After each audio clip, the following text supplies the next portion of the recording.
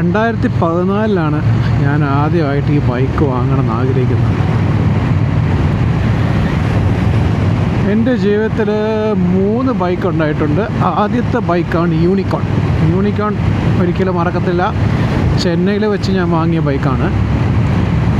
ചെന്നൈയിൽ വെച്ച് ഈ ബൈക്ക് വാങ്ങുമ്പോൾ ഞാൻ ഓഫീസിൽ പോകാനും വരാനും വേണ്ടി മാത്രം യൂസ് ചെയ്തതാണെങ്കിലും ഞാൻ തികഞ്ഞ ആത്മവിശ്വാസത്തോടു കൂടി 100 കിലോമീറ്റർ സ്പീഡിൽ ഓടിക്കാൻ പറ്റുമെന്ന് മനസ്സിലാക്കിയ ഒരു വണ്ടിയാണ് യൂണിക്കോൺ. അതിനുശേഷം ഞാൻ വാങ്ങിയത് KTM ഡ്യൂക്ക്. ഞാൻ 2014 എറണാകുളത്ത് വർക്ക് ചെയ്യുമ്പോൾ വാങ്ങിയതാണ്. KTM ഡ്യൂക്ക് ഞാൻ ഏകദേശം ഒരു 1.5 കൊല്ലം ഉപയോഗിച്ചു. വലിയ നഷ്ടമില്ലാതെ വിറ്റു. അത് കഴിഞ്ഞിട്ടൊരു ബുള്ളറ്റ് വാങ്ങിയപ്പോഴാണ് എൻ്റെ ഫ്രണ്ട്സും ഞാനും കൂടെ ഒരു ഹിമാലയൻ ടൂറെല്ലാം അടിച്ചത്. ആ ബുള്ളറ്റും കൂടെ വാങ്ങിക്കഴിഞ്ഞ് വിറ്റ് കഴിഞ്ഞിട്ട് പിന്നെ ഞാൻ വാങ്ങുന്ന 4ാമത്തെ വണ്ടിയാണ് ഇപ്പോൾ ഈ ട്രൈംഫ് T100. ഞാൻ 2014 കൊച്ചിയിൽ ട്രൈംഫിൻ്റെ ഡീലർഷിപ്പ് വരുമ്പോഴാണ് ആദ്യമായിട്ട് ട്രൈംഫ് ഓടിച്ചു നോക്കുന്നത്. ട്രൈംഫ് ആദ്യമായി കാണുന്നത് ഏകദേശം 2013 14 ഒക്കെ തന്നെ ആയിരിക്കും. അന്ന് ഈ ബൈക്കിനോടുള്ള കമ്പം സ്റ്റാർട്ട് ചെയ്യുന്ന ഒരു സമയത്താണ്. അങ്ങനെ അന്ന് ഞാൻ 2014 T120 എന്ന് പറഞ്ഞൊരു വണ്ടി ഓടിച്ചു. ആ വണ്ടി ഓടിച്ചിട്ട് എനിക്ക് വല്ലാതെ ഇഷ്ടപ്പെട്ടു. പക്ഷേ ഒരിക്കലും എന്നെക്കൊണ്ട് വാങ്ങാൻ കഴിയില്ല എന്ന് എനിക്ക് ബോധ്യമായിരുന്നു. കാരണം അതിന് നാട്ടിൽ ഏകദേശം 14 ലക്ഷം രൂപയോ മറ്റൊക്കെ ആയിരുന്നു. അന്ന് എൻ്റെ ശമ്പളം 30 താഴെയോ 20,000 അങ്ങനെയൊക്കെ ആയിരുന്നു. അപ്പോൾ ഏതായാലും അത് നടക്കത്തില്ല എന്ന് ഉറപ്പിച്ചതിന് ശേഷം ഞാൻ മനസ്സിലെടുത്ത തീരുമാനമാണ് എനിക്കൊരു 45 വയസ്സ് കഴിയുമ്പം ഒരു വണ്ടി വാങ്ങാനുള്ള സേവിങ്സൊക്കെ ഉണ്ടാക്കണം എന്നുള്ളത്. പക്ഷേ ഈ അടുത്ത് സേവിങ്സ് എല്ലാം ഒത്തു വന്നപ്പോൾ ഞാൻ T100 വാങ്ങി. എന്തുകൊണ്ട് T100 എന്ന് ചോദിച്ചാൽ, ആരും ചോദിക്കുന്നുണ്ടെങ്കിൽ, T120 കുറച്ച് വെയിറ്റ് കൂടുതലാണ്. T120 കുറച്ച് വെയിറ്റ് കൂടുതലായത് കൊണ്ട് ഹാൻഡിൽ ചെയ്യാൻ എനിക്ക് കുറച്ച് ബുദ്ധിമുട്ടാവുമെന്ന് എനിക്ക് തോന്നി. പണ്ടത്തെ പോലെ കുത്തിക്കയറ്റി ഓടിക്കാനുള്ള ഒരു എനർജി ഒന്നും ഇപ്പോൾ ഇല്ല. അപ്പം അങ്ങനെ ഓർത്തിട്ടാണ് ഞാൻ പിന്നീട് T120 വേണ്ട 100 മതി എന്ന് വെച്ചു. പിന്നെ കയ്യിൽ നിൽക്കുന്ന പവർ 65 bhp ആണ്. അടുത്ത കാലം വരെ ഇതിന് 55 bhp ഉണ്ടായിരുന്നുള്ളൂ. പക്ഷേ ഇപ്പം ഇതിന് ട്രൈംഫ് 10 bhp കൂടെ പവർ കൂട്ടിയിട്ടുണ്ട്.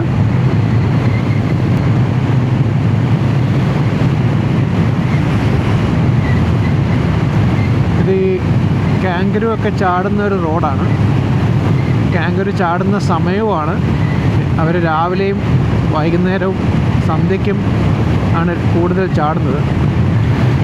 കാങ്കരു ചാടിയാൽ നമ്മുടെ നാട്ടിൽ പട്ടി ചാടുന്നതിന് കുറച്ചും കൂടെ കൂടുതലാണ്. കാരണം അതിന് കുറച്ച് വെയിറ്റുള്ള ജീവിയാണ് ഇത് കാങ്കരു. അപ്പോൾ അത് ചാടിക്കഴിഞ്ഞ് ഇടിച്ചു കഴിഞ്ഞാൽ നമ്മളും വീഴും, വണ്ടിയും തകരും, അതും ചാവും.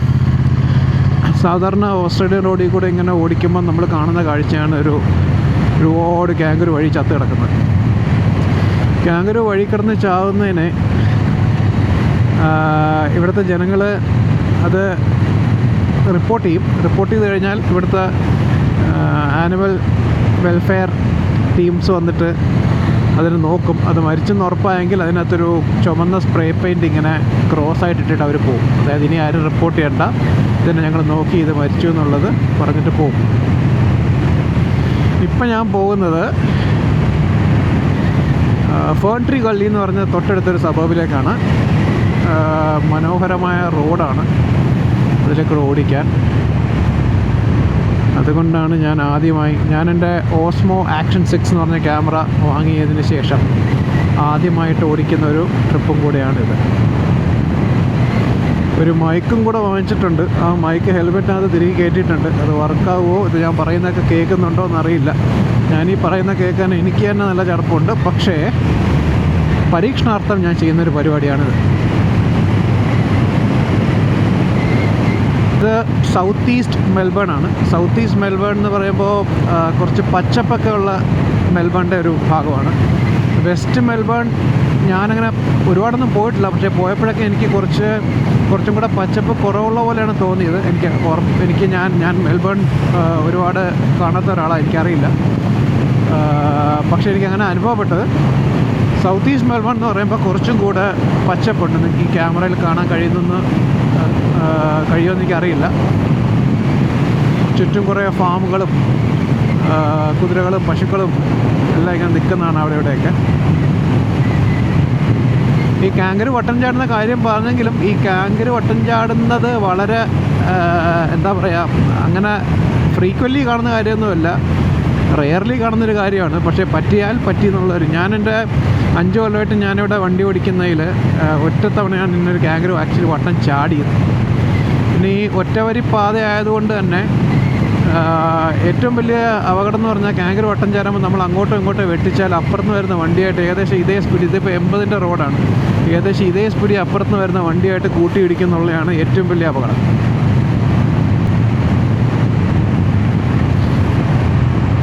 ഇവിടെ എനിക്ക് വഴിയൊന്നും നിശ്ചയമില്ല. അപ്പോൾ വഴി നിശ്ചയമില്ലാത്തത് കൊണ്ട് തന്നെ ഞാൻ ട്രൈംഫിൽ നിന്ന് തന്നെ വണ്ടി വാങ്ങിച്ചപ്പോൾ ഒരു ബി-ലൈൻ നാവിഗേറ്റർ എന്ന് പറഞ്ഞൊരു ഡിവൈസും കൂടെ വാങ്ങിച്ചു. ഈ ബി-ലൈൻ നാവിഗേറ്റർ വളരെ ഉപയോഗമാണ് ഇതുവരെ, കാരണം അതിനകത്ത് വേറെ ഡിസ്ട്രാക്ഷൻസ് ഒന്നുമില്ല, മെസ്സേജോ അങ്ങനെ കാര്യങ്ങളൊന്നും വന്നാൽ അറിയൊന്നുമില്ല. മ്യൂസിക് പറ്റുമെന്ന് തോന്നുന്നു, എനിക്ക് ഞാൻ ട്രൈ ചെയ്തിട്ടില്ല. അപ്പോൾ ഈ ബി-ലൈൻ നാവിഗേറ്റർ ഉള്ളതുകൊണ്ട് അത് പിന്നെ തൊട്ടടുത്ത റോഡിൽ വളവിലോട്ടുള്ള ദൂരവും ഏകദേശം ആ റോഡിൻ്റെ ഒരു രൂപവും കാണിച്ചു തരും. അതുകൊണ്ട് നമുക്ക് തന്നെ പെട്ടെന്ന് വളമൊക്കെ എത്താൻ നേരത്ത് നമുക്ക് ജസ്റ്റ് നോക്കുമ്പം വളം എത്തിയെന്ന് മനസ്സിലാവും, പിന്നെ നമുക്ക് നമ്മുടെ വളം എത്തിയെന്ന് മനസ്സിലാവും. അതല്ലാതെ അടുത്ത വളവിലോട്ടുള്ള ദൂരവും പറയും. ഇപ്പോൾ ഏകദേശം 550 മീറ്റർ കഴിഞ്ഞാൽ എനിക്ക് വളമുണ്ടെന്ന് ബി-ലൈൻ നാവിഗേറ്റർ എന്നോട് പറയുന്നില്ല, അതിൻ്റെ സ്ക്രീനിൽ കാണിക്കുന്നുണ്ട്. അപ്പോൾ ഇന്ന് മെൽബണിലെ ടെമ്പറേച്ചർ ഏകദേശം 12 മറ്റോ ആണ്. മെൽബണിൽ ബൈക്ക് വാങ്ങിച്ചതുകൊണ്ട് മെൽബണിലെ വെതറിൽ ഓടിക്കാൻ കഴിയണം എന്നുള്ള എനിക്കൊരു ഒരു ആലോചനയിൽ ഞാൻ ജാക്കറ്റിനൊക്കെ അത്യാവശ്യം ഡീസൻറ്റ് ജാക്കറ്റ് വാങ്ങിച്ചിട്ടുണ്ട്. അത്യാവശ്യം ഡീസൻറ്റ് ജാക്കറ്റ് എന്ന് പറഞ്ഞാൽ ഏകദേശം ഒരു $440. ഇതിനൊക്കെ ഇന്ത്യയിൽ ഈ പുറത്തുനിന്ന് വരുന്ന സാധനങ്ങൾക്ക് ഇമ്പോർട്ട് ഡ്യൂട്ടിയും എല്ലാം ആഡ് ചെയ്ത് ഭയങ്കര വില ആകും. ഇപ്പോൾ ഈ ബി-ലൈൻ നാവിഗേറ്ററിന് ഇവിടുത്തെ വില $300 എന്ന് പറഞ്ഞാൽ ഏകദേശം ഒരു 18,000 രൂപ. 18,000 ഇപ്പോൾ അടുത്ത കാലത്ത് പൈസയുടെ രൂപയുടെ മൂല്യം താന്നു പോയപ്പോഴാണ് 18 ആയത്. അല്ലെങ്കിൽ 15,000 ഉള്ളായിരുന്നു, 50 രൂപ ഉള്ളായിരുന്നു, 50 ഉള്ളായിരുന്നു കുറച്ച് കൊല്ലം മുമ്പ്. അപ്പോൾ ഈ 18,000 രൂപയുടെ സാധനത്തിന് ഇന്ത്യയിൽ ഞാൻ വില നോക്കിയപ്പോൾ അതിന് 52,000 രൂപയോ മറ്റോ ആണ്. അപ്പോൾ നമ്മൾ ആലോചിക്കും ഈ സാധനം നാട്ടിൽ കൊണ്ട് അവിടെ ഒരു ബിസിനസ് നടത്തിക്കൂടെ? നടത്താന്നേ ഉള്ളൂ. അങ്ങനെ നടത്തുന്നവരാണ് ഇപ്പോൾ 52,000 രൂപയ്ക്ക് ഈ സാധനം വിൽക്കുന്നത്. ഏതായാലും സാധനം നല്ല ഉപയോഗമുണ്ട്. നമ്മുടെ ബൈക്കിൽ എനിക്ക് ഈ ഫോൺ ബൈക്കിൽ വെച്ച് പോകുന്നതിനോട് എനിക്ക് വലിയൊരു താല്പര്യമില്ലാത്ത കേസാണ്.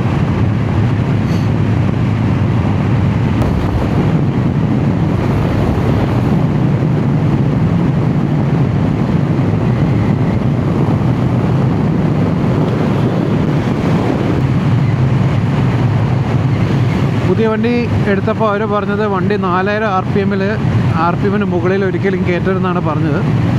അപ്പോൾ 4000 RPM എന്ന് പറയുമ്പം നമുക്ക് കംഫർട്ടബിളായിട്ട് ഓടിക്കുമ്പം 4000 RPM താഴെ വരുള്ളൂ. ഇപ്പം ഞാൻ 5th ഗിയറിൽ 80 പോവാണ്. എനിക്ക് 2500 RPM നിൽക്കുക വണ്ടി. ഞാൻ ഒരിക്കൽ ഒരു 100-ൻ്റെ റോഡിൽ കുറച്ചൊന്ന് കയറ്റി പിടിച്ച് നോക്കിയപ്പോഴും 4000 താഴെ തന്നെ നിന്ന്. അപ്പം ആദ്യത്തെ 450 കിലോമീറ്റർ 4000 താഴെ RPM നിൽക്കണം എന്നാണ് പറയുന്നത്. പിന്നെ ഈ മെൽബണിൽ തണുപ്പുള്ള സമയമായതുകൊണ്ട് 450 കിലോമീറ്ററൊക്കെ ആവാൻ കുറച്ച് സമയം എടുക്കും. ഇതിപ്പം കഴിഞ്ഞ ഒരു 2-3 ആഴ്ചയിൽ മഴയില്ലാത്തൊരു 2 ദിവസം കിട്ടിയത് ആദ്യമായിട്ടാണ്. മഴയില്ലാത്ത ദിവസം കിട്ടിയതുകൊണ്ട് തന്നെ ഞാൻ ഒരുപാടൊന്നും ഡ്രൈവ് ചെയ്യാൻ പറ്റത്തില്ല, തണുപ്പുണ്ട്. അത് കാരണം ഞാൻ അടുത്തുള്ളൊരു സുഹൃത്തിൻ്റെ വീട് വരെ ഒന്ന് പോയി തിരിച്ച് വരാം. വണ്ടിക്ക് കുറച്ച് ഓട്ടോ ആവുമെന്ന് പറഞ്ഞു. വണ്ടി ഇപ്പോൾ ആകെ 224 കിലോമീറ്റർ ആയിട്ടുള്ളൂ. വണ്ടി എടുത്തിട്ട് ഏകദേശം ഇപ്പോൾ ഒരു മാസം ആവാനായി കാണും. ഈ ബൈക്കല്ലല്ലോ, ഈ മൈക്കും ഫോണും ക്യാമറയും എല്ലാം വെച്ചിട്ട് പെട്രോൾ അടിക്കുന്ന അത്ര സുഖമില്ലാത്ത പരിപാടിയെന്ന് മനസ്സിലായി. കാരണം എല്ലാം ഊരി പോക്കറ്റിട്ട് കൈ കൊണ്ടുപോകണം. വണ്ടി ന്യൂട്രലിട്ടില്ല. ഓക്കെ, താക്കോല് ധരിച്ചില്ല. അതാ യാത്ര നമ്മൾ പിന്നെ ആരംഭിച്ചിരിക്കുന്നു.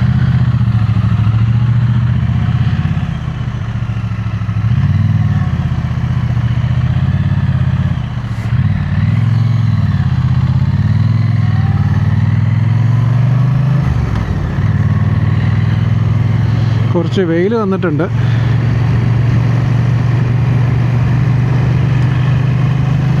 അടുത്ത 4 കിലോമീറ്റർ ഒരു വളവുമില്ല, നേരെ ഓടിക്കാം. നല്ല മനോഹരമായ നാടല്ല റോഡാണ്.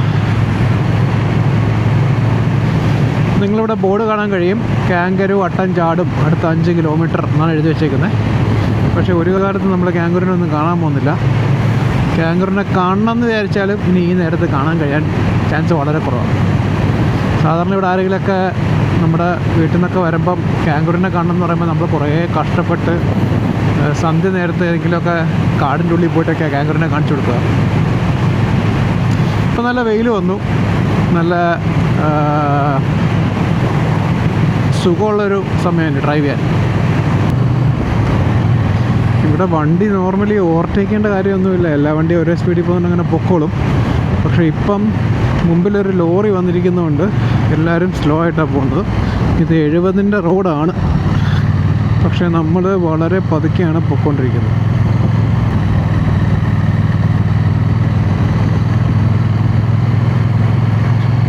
മുറിഞ്ഞ വരെയുള്ള റോഡാകുമ്പോൾ നമുക്ക് ഇവരൊക്കെ കടന്നു പോകാൻ കഴിയും.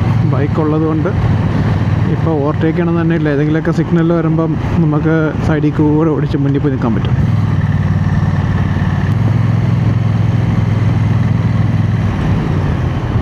ഹലോ,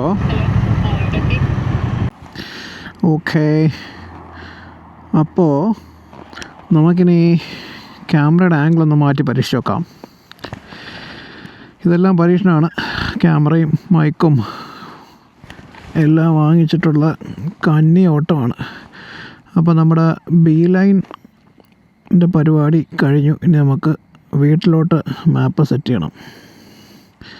ഓക്കെ, അത് കംപ്ലീറ്റായി. ഇനി എങ്ങനെയാ റൈറ്റ് മെനു. Okay, right